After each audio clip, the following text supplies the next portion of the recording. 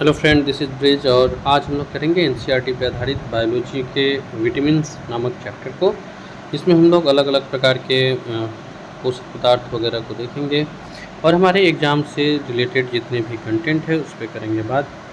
Friends, आने वाले जो अपकमिंग वीडियोज़ वगैरह है उस पर आपको बहुत सारे चीज़ जानने को मिलेंगे। और अगर आप कर रहे हैं यूपीएससी या बीपीएससी की तैयारी या किसी भी कॉम्पिटिटिव एग्ज़ाम की तैयारी से अगर आप जुड़े हुए हैं तो कर लीजिए चैनल को सब्सक्राइब, क्योंकि इस पे आपको मिलेंगे ऐसे ही इम्पोर्टेंट फैक्ट्स जो आपके एग्ज़ाम के लिए होंगे बहुत बहुत बहुत ज़रूरी। और केवल इम्पोर्टेंट फैक्ट्स ही नहीं, इसके साथ साथ हम बात करते हैं अपने स्ट्रैटेजी के ऊपर भी। बीपीएससी के लिए स्ट्रैटेजी का 2 वीडियो, एक ओवरऑल स्ट्रैटेजी और एक अपने मूल्यांकन करने का स्ट्रैटेजी, वो मैं डाल चुका हूँ, लिंक है डिस्क्रिप्शन में, वहाँ से आप देख लीजिएगा। फिलहाल आज हम लोग करेंगे विटामिन के ऊपर बात, और बात के साथ साथ हम लोग देखेंगे प्रीवियस ईयर क्वेश्चंस को भी जिसमें किए गए हैं विटामिन्स की बात। तो आज के इस चैप्टर को हम शुरू करते हैं। विटामिन्स एक कार्बनिक पदार्थ होते हैं जो हमारे शरीर में ऊर्जा भी देते हैं और हमारे मेटाबॉलिज्म क्रियाओं को, उपापचयी क्रियाओं को नियंत्रित करते हैं। इतना ही नहीं, ये हमारे शरीर में रोगों से रक्षा करने का कार्य भी करते हैं। विटामिन की सबसे पहली खोज हॉपकिंस ने की थी 1912 में, और हॉपकिंस के द्वारा की गई थी 1912 के पहले। 1912 में कश्मीरी फंक ने विटामिन शब्द का नामकरण किया था, इसलिए इन्हें विटामिन का खोजकर्ता माना जाता है।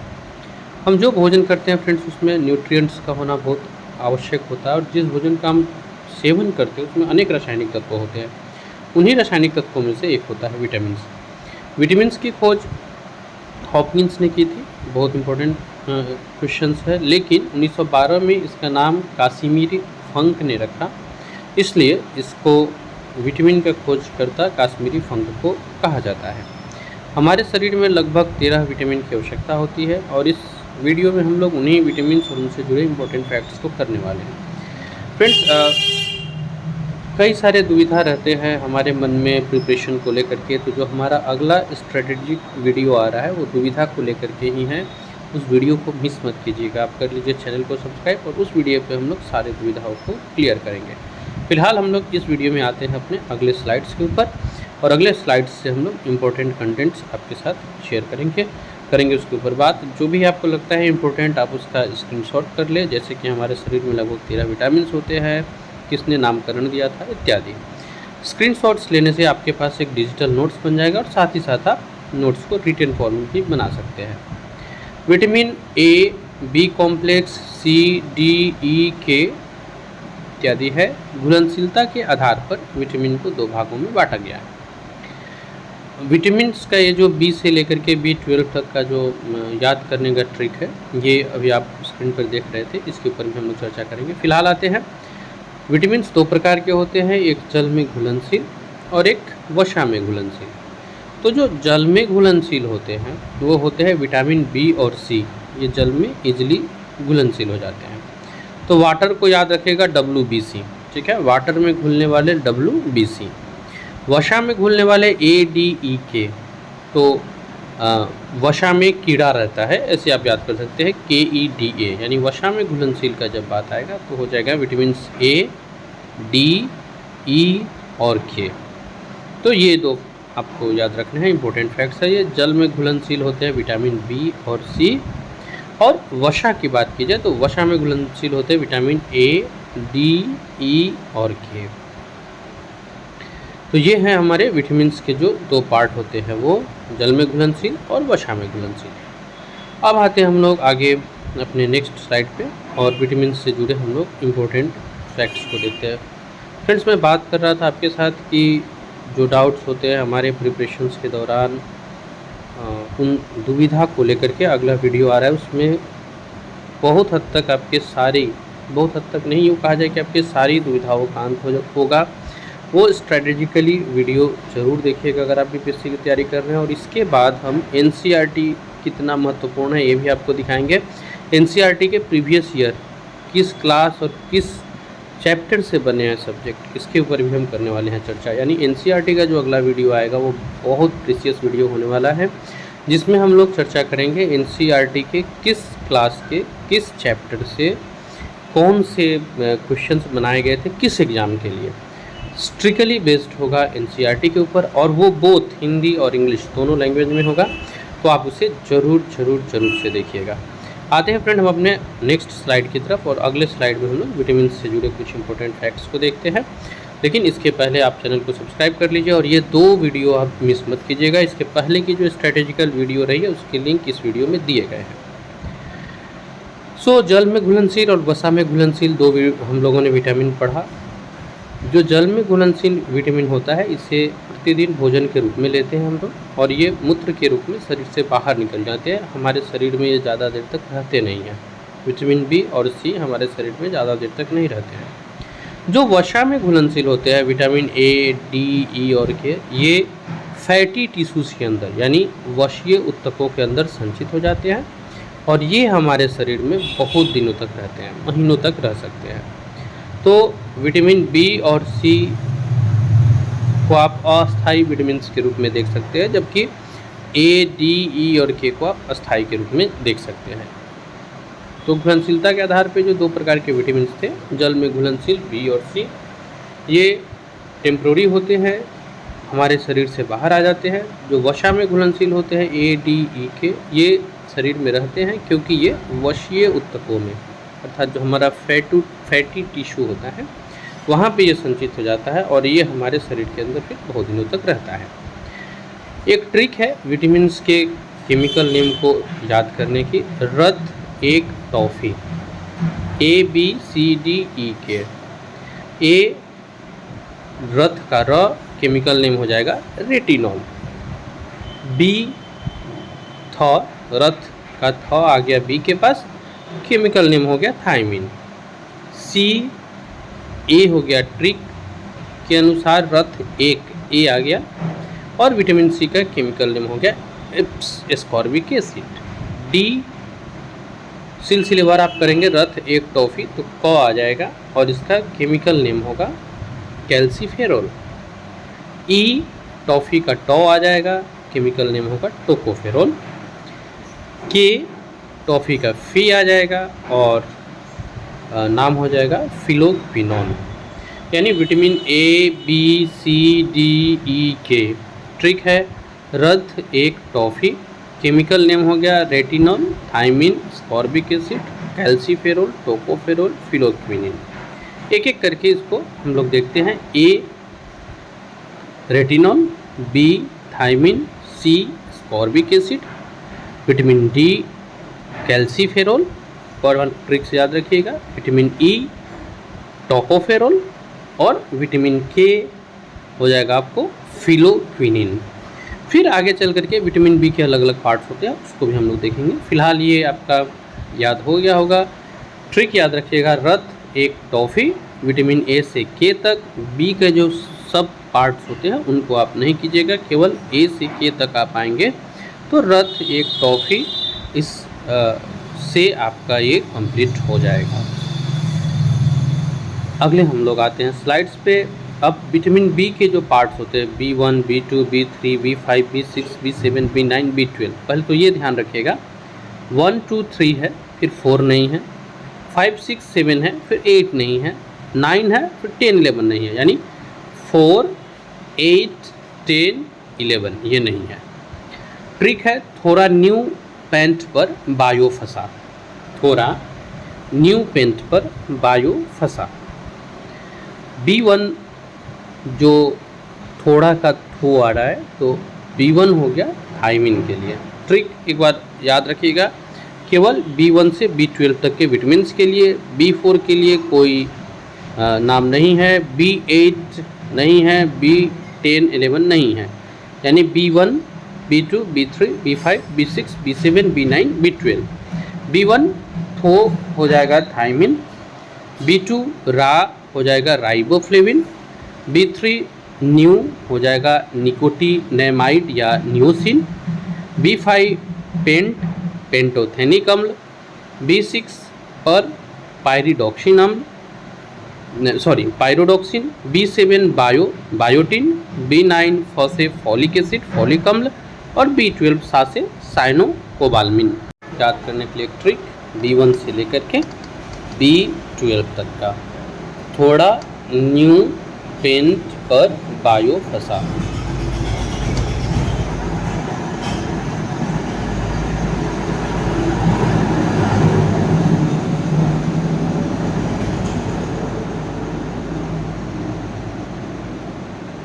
ये कभी कभी रोड के पास होने के कारण गाड़ियाँ जाती है, जिससे आवाज़ थोड़ा प्रॉब्लम हो सकता है, इसको आप मैनेज कर लीजिएगा। थोड़ा न्यू पेंट पर बायो फंसा, ये याद रखिएगा। और उधर था रथ एक टॉफ़ी, तो आपका विटामिन्स कंप्लीट हो जाएगा। रथ एक टॉफ़ी विटामिन्स के लिए है, विटामिन बी के पार्ट्स के लिए थोड़ा न्यू पेंट पर बायो फंसा। अब आते हैं फ्रेंड्स हम लोग अपने नए स्लाइड्स पे, और इस नए स्लाइड्स पे हम लोग एक एक करके जानते हैं विटामिन बी के अलग अलग कंटेंट और उससे जुड़े कुछ इम्पोर्टेंट फैक्ट्स को। सो हम लोग आते हैं अपने अगले स्लाइड्स पे। अगला स्लाइड्स जो होगा वो होगा विटामिन से जुड़े कुछ क्वेश्चन पे, जैसे कि अभी हम लोगों ने जो ट्रिक लगाया था थोड़ा न्यू पेंट पर बायो फंसा, इस हिसाब से अगर विटामिन B3 का रासायनिक नाम आपको लेना हो तो आप 1 2 3 करके आएंगे तो आपको आसानी से नाम मिल जाएगा, और आपको बताना है कि ये नाम कौन सा होगा। विटामिन्स के कंटेंट में हम लोग आगे आते हैं और जानते हैं कुछ और फैक्ट्स को। उसके पहले मैं बता दूं इसका सही उत्तर हो जाएगा, एक बार फिर से ऑप्शन देख लीजिए। ए नियासिन है, बी पेंटोथेनिक है, सी राइबोफ्लेविन है, डी थायमिन है। ये नियासिन आपके सही उत्तर है। आते हैं फ्रेंड्स अपने अगले स्लाइड्स पे। विटामिन ए रासायनिक नाम होता है रेटिनल। इसके जो स्रोत है वो है गाजर, गाजर में सर्वाधिक होता है। इसके अलावा पका हुआ फल, हरी पत्तेदार सब्जियां, पनीर, दूध, मांस, मछली, अंडा, ये स्रोत है रेटिनॉल के। एक बार फिर से, रेटिनॉल जो रासायनिक नाम है विटामिन ए का, इसके स्रोत में है गाजर, सबसे अधिक होता है गाजर में विटामिन ए। पका हुआ फल यानी आम और पपीता, हरी पत्तेदार सब्जियां, पनीर, दूध, मांस, मछली और अंडा। अभी रिसेंट में चर्चे में रहा है सुनहरा चावल यानी कि गोल्डन राइस। ये गाजर, पके हुए फल, ये सब तो स्रोत थे ही, अभी जेनेटिकली मॉडिफाइड करके बनाया गया है सुनहरा चावल, गोल्डन राइस। ये बहुत इंपॉर्टेंट है, यूपीएससी में इसके पहले क्वेश्चंस भी बने हुए इस तरह के। तो सुनहरा चावल जो है गोल्डन राइस, ये भी विटामिन ए का स्रोत है। इसको विटामिन ए के लिए ही मॉडिफाइड करके नया एक चावल लाया गया जो विटामिन ए की आपूर्ति को पूरा करता है। तो एक बार हम लोग क्विक रिकैप देख लेते हैं, क्विक रिवीजन कर लेते हैं। विटामिन ए रासायनिक नाम है रेटिनॉल, स्रोत में हो गया गाजर, पके हुए फल, हरी पत्तेदार सब्जियां, पनीर, दूध, मांस, मछली, अंडा, सबसे अधिक गाजर में। और रिसेंटली चर्चे में रहा है जेनेटिकली मॉडिफाइड गोल्डन राइस या जो सुनहरा चावल होता है वो। तो ये है विटामिन ए से जुड़े हुए इम्पोर्टेंट फैक्ट्स।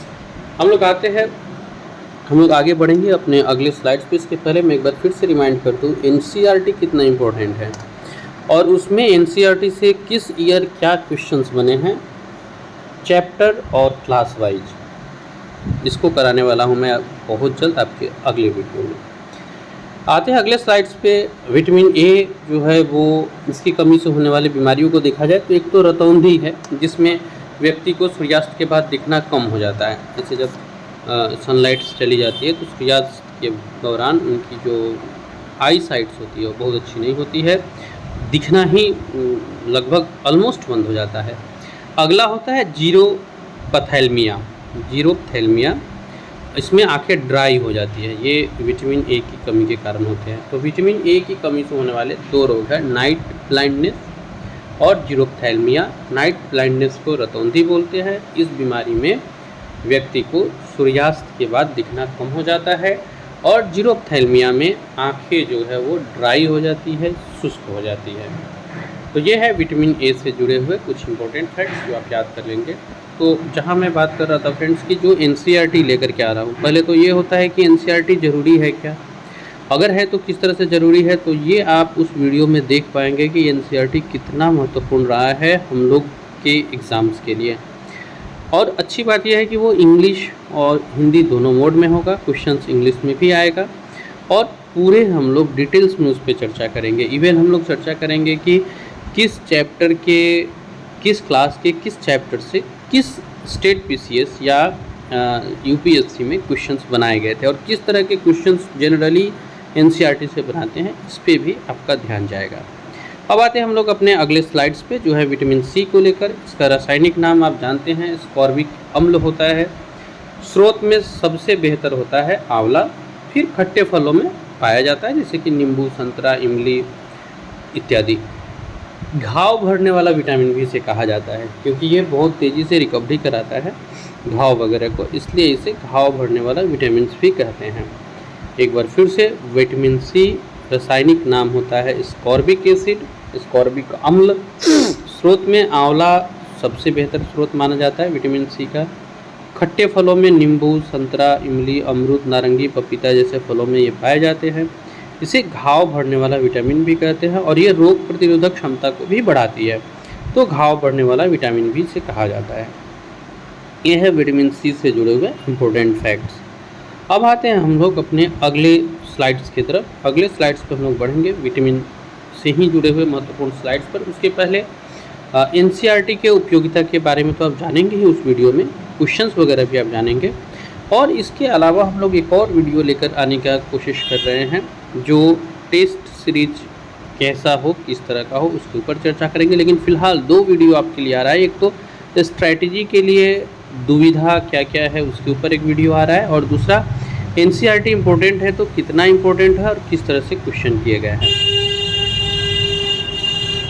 फिलहाल देखते हैं हम लोग विटामिन सी को। इसकी कमी से स्कर्वी होता है जिससे मसूड़ों में सूजन आ जाती है, खून निकलने लगता है, दांत कमज़ोर हो जाता है, दुर्गंध आती है मुंह से। ये विटामिन सी से जुड़े हुए थे। अब आते हैं हम लोग फ्रेंड्स विटामिन डी पे। विटामिन डी का रासायनिक नाम आप वहाँ से रथ एक टॉफ़ी से आप निकालेंगे तो कैल्सीफेरोल होगा। स्रोत है सूर्य के प्रकाश, मछली का तेल, अंडा, मांस इत्यादि। इसे धूप का विटामिन भी कहते हैं क्योंकि सूर्य के प्रकाश से प्राप्त होता है और ये एक हार्मोन की तरह काम करता है, इसलिए इसको हार्मोन विटामिन भी कहते हैं। ये विटामिन बहुत तेज़ी से हमारे शरीर में बनता है, तो तेज़ी से बनने वाला विटामिन भी इसको कहा जाता है। विटामिन डी रासायनिक नाम है कैल्सीफेरोल। स्रोत है सूर्य का प्रकाश, मछली का तेल, अंडा, मांस। धूप का विटामिन भी इसे कहते हैं। हार्मोन की तरह यह कार्य करता है, इसलिए हार्मोन विटामिन भी इसे कहते हैं। और ये तेज़ी से बनने वाला विटामिन भी होता है, बहुत तेज़ी से इस विटामिन का निर्माण होता है।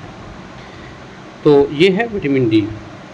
कल दुविधा जो हमारे बीपीएससी एग्ज़ाम्स के दौरान रहती है, इसके ऊपर हम लोग चर्चा करेंगे कल। और जो स्ट्रैटेजी है, न केवल दुविधा के ऊपर चर्चा करेंगे बल्कि दुविधा को कैसे फाइंड आउट कर सकते हैं उसके ऊपर चर्चा करेंगे। फ्रेंड्स, इस बार बहुत अपेक्षा है, बहुत उम्मीद है कि हम लोग जितने लोग हैं बहुत बेहतर कर पाए इस एग्ज़ाम में और हमारा जो प्रिपरेशन हो उसके अनुरूप हमें रिजल्ट मिले ही। तो जितने भी वो चीज़ है जो हमें परेशान करते हैं उन सारे विषय पे 2 पार्ट में वीडियो इस पूरे बीपीएससी सीरीज के दौरान आएगी। एक स्ट्रैटेजिक पार्ट, किस स्ट्रैटेजी से हमको उसको करना है, और दूसरा इन्फॉर्मेशनल पार्ट जैसे ये है। तो कल यानी कि फ्राइडे को हम लोग लेकर के आएंगे 21 को वीडियो दुविधा वाला, और उसके तुरंत बाद कल बता दी जाएगी कि एनसीईआरटी हम कब लेकर के आ रहे हैं। विटामिन डी के कमी से होने वाले रोग को देखा जाए तो रिकेट्स होता है। इस बीमारी में बच्चों की हड्डियाँ कमज़ोर हो जाती है, और एक ऑस्टियोमेलेसिया होता है जिसमें वयस्क की हड्डियाँ नरम और लचीली हो जाती है। तो विटामिन डी बहुत ज़रूरी होता है। यहाँ वो पिक्चर के जरिए आपको दिखाया जा रहा है जो नॉर्मल बोन होता है वो कैसा होता है, और रिकेट्स होने के बाद हड्डियाँ कैसी हो जाती है। तो रिकेट्स और ऑस्टियोमेलेसिया से बचाने के लिए विटामिन डी की आवश्यकता होती है। तो विटामिन डी की कमी से होने वाले प्रमुख रोग में रिकेट्स हो गया जिससे बच्चों की हड्डियाँ कमज़ोर होती है, और ऑस्टियोमेलेसिया जिससे वयस्कों की हड्डियाँ नरम और लचीली हो जाती है, यानी हड्डियों की मजबूती को ख़त्म कर देता है विटामिन डी का कमी होना। अब हम लोग आएंगे फ्रेंड्स अपने अगले स्लाइड्स पे, और अगले स्लाइड्स पे जानेंगे विटामिन से जुड़े ऐसे ही विटामिन के आगे के कंटेंट को जानते हैं। इसके पहले रिकेट्स और ऑस्टियोमेलेसिया तो आप समझ गए होंगे। रिकेट्स जनरली बच्चों में होता है, ये भी आप जानते हैं। आते हैं फ्रेंड्स अपने अगले स्लाइड्स पे जो है विटामिन ई। रासायनिक नाम अगर याद किया जाए रथ एक टॉफ़ी, तो टॉ से आ रहा है टोकोफेरोल। स्रोत है इसका सोयाबीन, अंकुरित अनाज, अंडा, दूध इत्यादि। सौंदर्य विटामिन भी इसे कहते हैं क्योंकि ये खूबसूरती को बढ़ाता है और झुर्रियों से रक्षा करता है। चेहरे पर एक चमक जो होता है वो ये उत्पन्न करता है। स्रोत सोयाबीन है, अंकुरित अनाज है, अंडा और दूध। इसकी कमी से क्या क्या रोग होता है? तो विटामिन ई की कमी से महिलाओं में वांछपन हो जाता है, पुरुषों में नपुंसकता का प्रभाव आ जाता है, उम्र से पहले बुढ़ापा आने लगता है और जनन क्षमता में कमी हो जाती है। एक बार फिर से विटामिन ई से जुड़े रोगों में है महिला और पुरुषों में प्रजनन संबंधी समस्याएं आ जाती है, उम्र से पहले बुढ़ापापन आने लगता है, वो जो त्वचा को जो ये अच्छा और खूबसूरत बना के रख रहा था वो नहीं रहेगा, तो उसका एक इम्पैक्ट पड़ ही जाएगा। इसके अलावा जनन क्षमता में कमी हो जाती है। तो ये है विटामिन ई से जुड़े हुए इम्पोर्टेंट फैक्ट्स, जिसमें हम लोगों ने नाम, स्रोत और रोग को देखा। अब आते हैं विटामिन के पे। विटामिन के का रासायनिक नाम होता है फिलोक्विनिन। याद रखिएगा, रथ एक टॉफ़ी। हम लोग लास्ट आ गए विटामिन के पे। फिलोक्विनिन इसको बोलते हैं। स्रोत है टमाटर, हरी पत्तेदार सब्जी, और ये आंतों में भी उत्पन्न होती है। इसकी कमी से जो रोग होता है वो होता है रक्त का थक्का न बनना। न जाने कितनी बार बीपीएससी ने इस तरह के प्रश्न किए हैं, या अदर स्टेट्स भी, किसकी कमी से रक्त में थक्का नहीं बनता है? तो विटामिन के की कमी से रक्त में थक्का नहीं बनता है। रक्त के ऊपर भी हम लोगों ने एक वीडियो बनाया था फ्रेंड्स, जो इसके लिंक्स में मैं प्रोवाइड कर दे रहा हूँ। आप उस वीडियो को भी ज़रूर देखिएगा। उसमें रक्त के सारे जितने भी प्रोटीन्स हैं उसके बारे में चर्चा किया गया। रक्त को फुली डिटेल्स में इसी तरह से पिक्चोरियल फॉर्मेट में उपलब्ध कराया गया है। आप अगर वो देख लेंगे तो मेरा यकीन है कि रक्त से जुड़े कोई भी प्रश्न आपके नहीं छूटेंगे। जिस तरह के प्रश्न हमारे एग्जाम्स में पूछे जाते हैं उसमें आपको रक्त का जो फाइब्रिनोजिन का क्या काम है, हिपेरिन का क्या काम है, सभी के ऊपर डिटेल्स में चर्चा किया गया है। इसी वीडियो के डिस्क्रिप्शन में उसका लिंक है, आप जाके वहाँ से देख सकते हैं। अब आते हैं विटामिन के जो अलग अलग पार्ट है विटामिन बी के, उसके ऊपर। जैसे विटामिन B1, रासायनिक नाम है थायमिन। स्रोत होता है मूंगफली, हरी पत्तेदार सब्जियां, दूध, मांस, अंडा इत्यादि। और इसकी कमी से जो रोग होते हैं वो होते हैं बेरी और मांसपेशियों में खिंचाव आ जाना।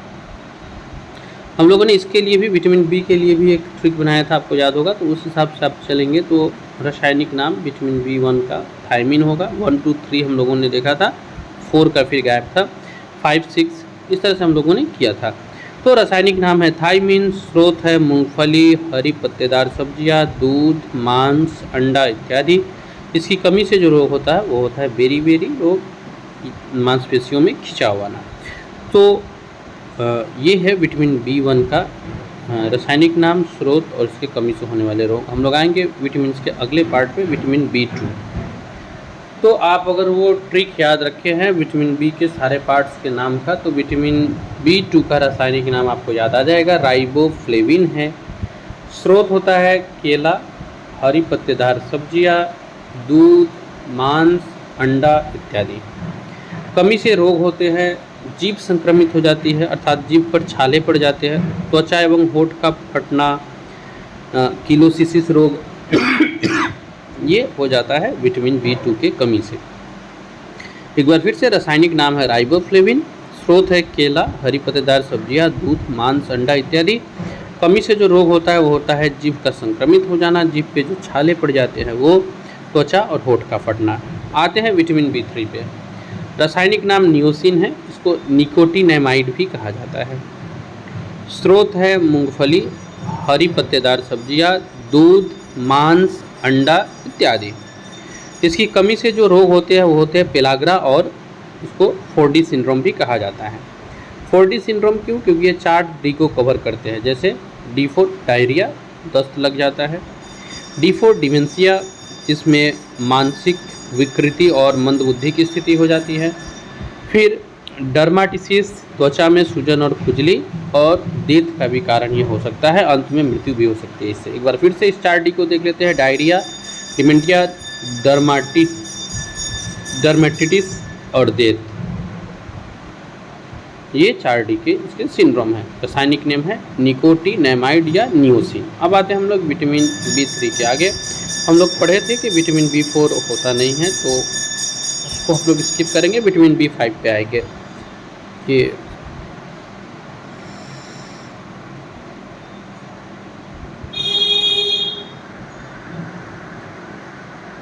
इस साउंड को थोड़ा मैनेज कर लीजिएगा।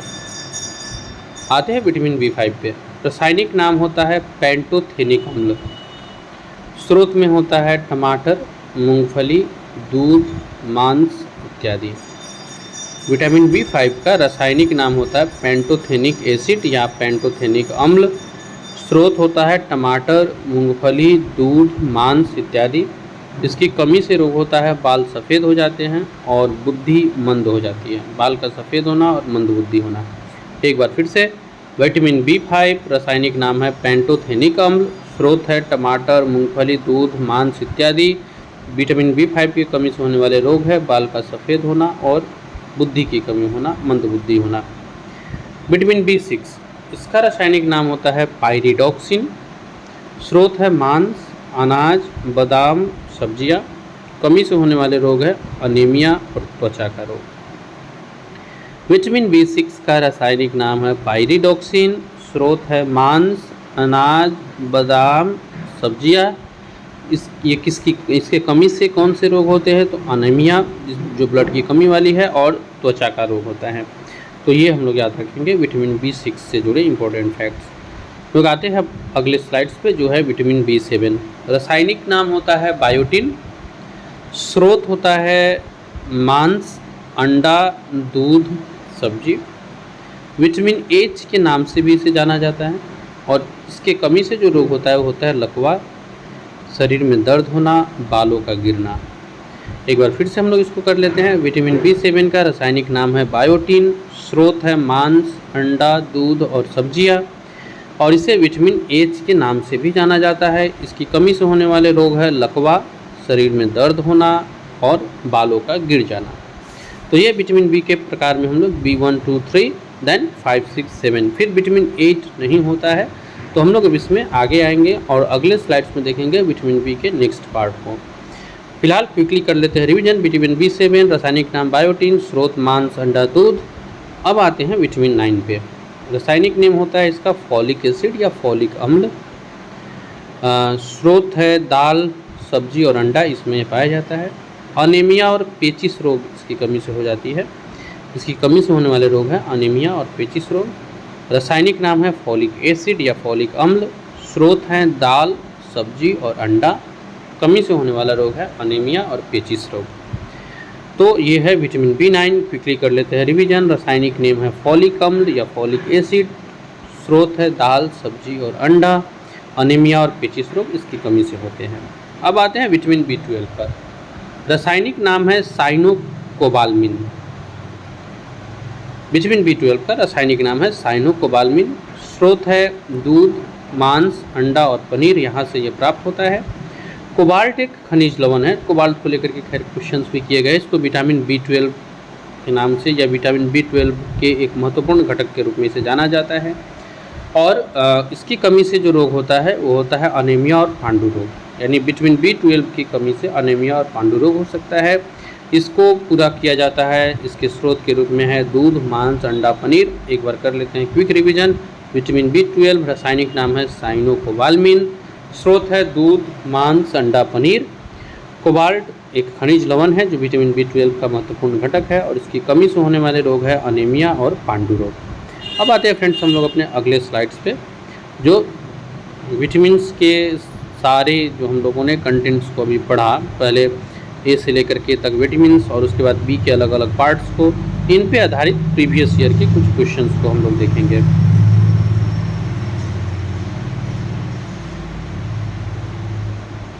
सो फ्रेंड्स, अब हम लोग यहाँ से आगे बढ़ते हैं और आते हैं प्रीवियस ईयर के क्वेश्चन पे।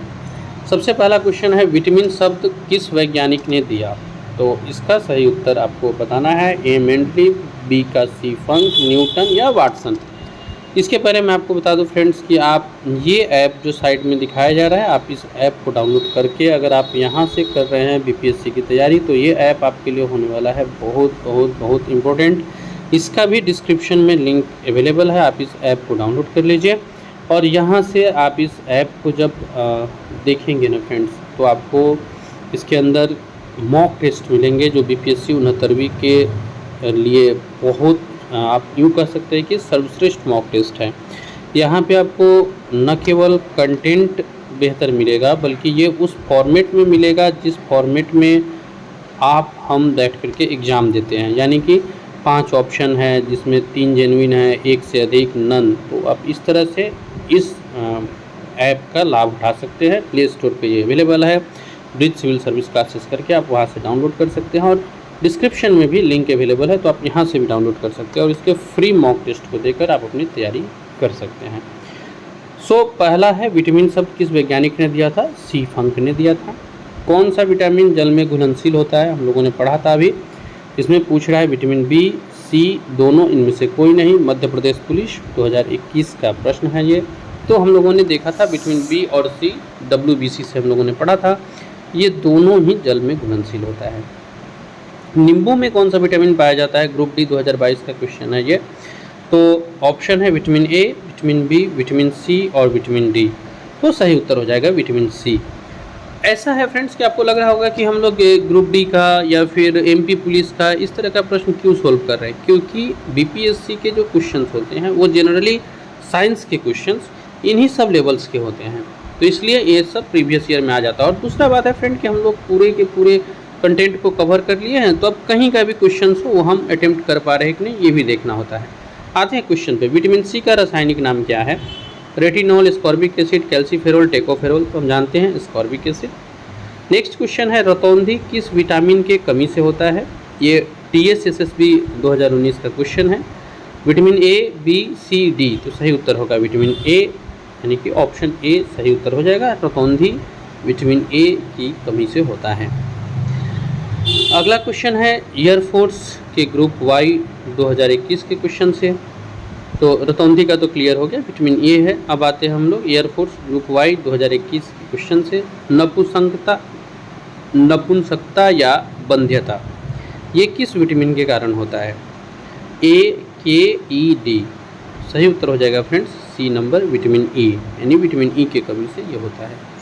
तो BPSC में जो साइंस का लेवल होता है, या यूँ कहा जाए अगर UPSC का भी लेते हैं तो साइंस का लेवल बहुत अच्छा नहीं होता है। जैसे अभी देखिए क्वेश्चन आ गया BPSC 2020 में, लगभग लेवल सेम है।